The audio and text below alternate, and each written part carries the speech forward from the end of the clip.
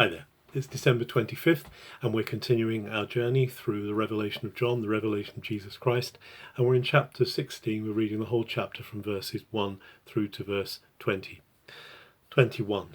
And this chapter is the chapter of the 7 plagues which are poured out. In the previous chapter, we saw the angels who with the plagues getting ready to deliver them to the earth. And I mentioned that the plagues are very reminiscent of the plagues upon Egypt.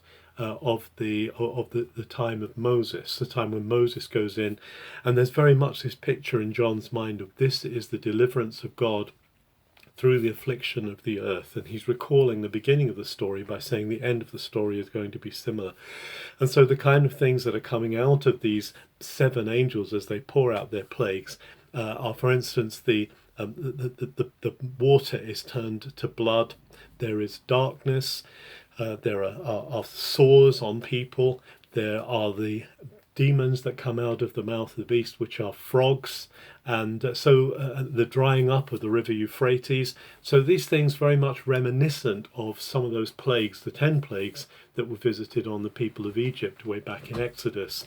But then towards the end of this chapter, there is the earthquake and the splitting and the falling of the city of Babylon, or in Hebrew this is Bavel. This is the one that goes right back to the beginning of Genesis, when the men of Shinar wanted to build a tower to be like God.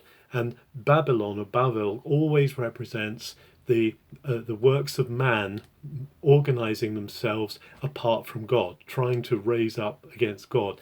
And it's interesting, again and again through this chapter, even though God is doing these things, there's no repentance. Man is intent on just doing his own thing and going his own way.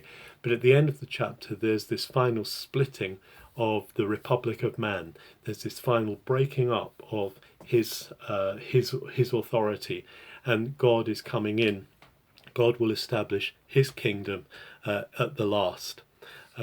And hail comes as well, another sign of from the plagues of Egypt. There's another plague that comes, hailstones come, but it says they cursed God, that there isn't any kind of turning around and repenting.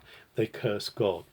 So what John is seeing here, what he's saying is that God will deliver his people. This is the whole thing it's leading towards. There will be a new exodus in that sense for the whole earth. But first there has to be the clearing out of the evil. There has to be the destruction of Babylon. There has to be the destruction of the system which is constantly working against God.